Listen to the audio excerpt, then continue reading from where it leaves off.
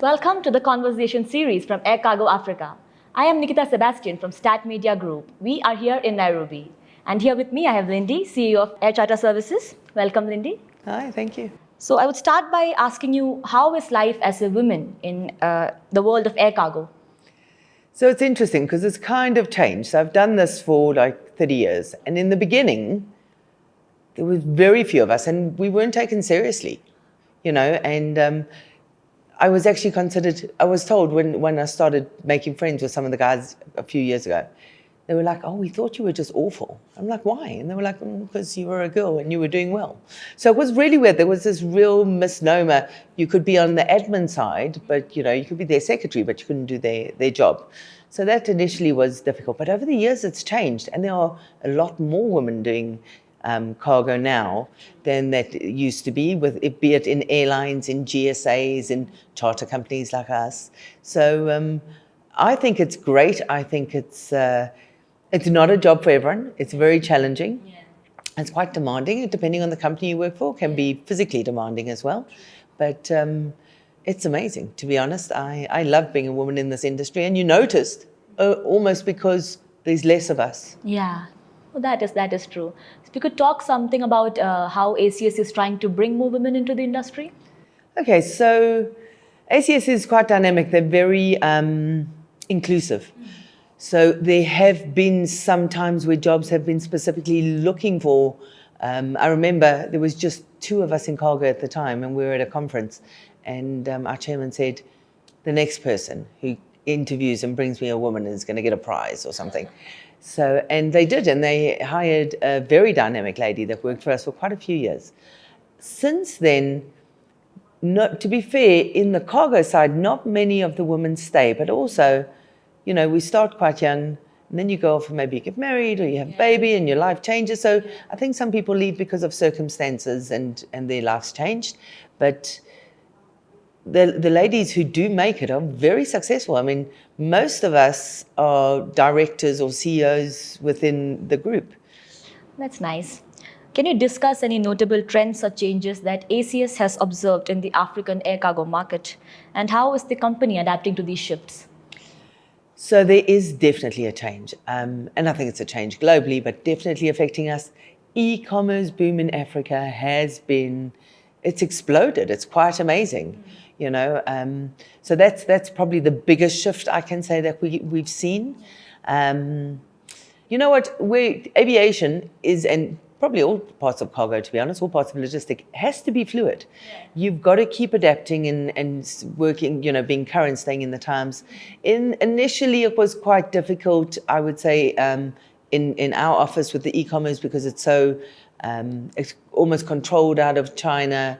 So there was a lot of things that had to change, but a lot of it is now actually coming out of Africa, and a lot of the decisions are starting to be made here. Although everyone's shipping in from China, there's a lot more e-commerce for everybody, and notably East Africa and Southern Africa is huge. Okay. So how does your expertise in handling, say, difficult charters benefit the African exporters and importers? And are there any plans to expand these services? So we're really specialized. So what I love about my job is no day is the same. You don't just ship a box or whatever. We ship live animals, rhinoceroses, elephants, whole zoos. I mean, it can be incredible what we can carry. We carry dangerous goods. Could be military equipment, could be vehicles. Every day is different. I do a lot of election cargo, for example. So elections happen all over Africa all the time. So we've specialized within our group. We have certain people that are stronger in certain areas than others. So I've done quite a lot of horse charters, which is great. But my colleague, Francois, is really good at all the exotic animals. So rhinos, lions, all of that. He's done a lot more of it. And what's great for us is we can lead and help our customer, and they in turn, their exporters or importers into the region to guide them and give them a seamless process. Yes. So how does ACS ensure that its cargo charter operations are environmentally sustainable in terms of reducing carbon emissions or like minimizing waste? So I would say where we are probably quite lucky is there's a lot more Western aircraft that's being released all the time, and they are more fuel efficient. Your Boeings, your Airbuses, they've really improved on their carbon emissions. However, there's still a sector that requires those big Russian aircraft, the Illusions, the Antonovs, that are specialized, and then they fuel guzzlers. Say 60% of your price is like your fuel. So ACS has got a program that customers can opt into to offset their carbon, which we then pay on to a group who plants trees and does whatever. That is handled out of our London office, so I don't do any of that. But yeah, so that option is there, which is lovely. I must say most cargo customers don't actually use it. It's a lot more of our passengers, our VIPs that take that side. But what we do as a company is we offset everything we do as a company. So our offices, our travel, we look at even taxis. For me to get here and back, I have to report back on, and they'll offset those emissions. Okay. Can you share some examples of recent cargo charter flights that ACS has arranged to or from Africa? Maybe something notable or something specifically challenging? So yeah, one of the most exciting projects we work on has been rhino relocation, because obviously they're endangered and they're trying to move them across the world. So we have moved them within Africa, mostly within Africa. Some of them have been overseas, which is also good. Spreading their gene pool is good for the population as a whole. So the rhino charters are really nice and notable and quite close to my heart. I'm really passionate about that. We've done some amazing things. The very first flight not the first flight, one of the first flights I did was an aircraft to Antarctica, and nobody went there then, and it was for an emergency evacuation. So it was this massive 40-ton Illusion 76. We took in some supplies and brought out one poor man on a stretcher and a doctor, and that's a charter I'll never forget. And to be honest, there are quite a few that are memorable. But it also becomes about your customer, because you grow close to them, you know so much about them.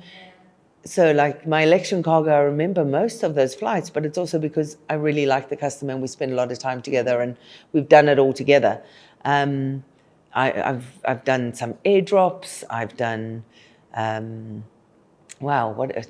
so many things. There can be currency, there's gold and diamonds that need to move around. So as I said earlier, every day is different. Yeah, quite an interesting career then. Yeah, it really is. So you talked about e-commerce and its boom. So are there any new initiatives that ACS is planning to help with the e-commerce boom, or like other emerging trends in the cargo industry? So I would say, to start with, a lot of the scheduled airlines have got that covered. But there are now full charters, 3 a week, coming in from China into South Africa just on its own. So we would obviously like to be involved in this business, and we are focusing on trying to get closer to the customers. But those flights aren't mine at the moment. One day there will be. Hopefully. I'm motivated to go and find the business. So looking ahead, what plans does ACS have for this expansion or growth, and how might this impact your relationship with the African airlines, airports, or maybe logistics providers? We do expand. I would say we probably expand as a group by about 2 or 3 offices a year. It is within my purview to expand the African footprint for ACS. And I have looked at 2 locations, one of which is East Africa, where we wanted to come. And I was nervous about how it would be seen by everybody here in Nairobi, for example. Would we be seen as a competition, or would we be seen as a value add? And I was so interested to have conversations and find out that people were saying, come, we need you. There's really a space for you in this market, because you look at Kenya, it's a massive market, it's booming. There is so much already happening.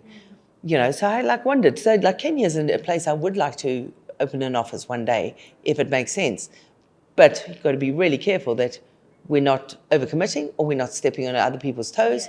But so far, the indication I'm getting is, come, we need you, you'll be great. So Kenya loves you then. I hope so.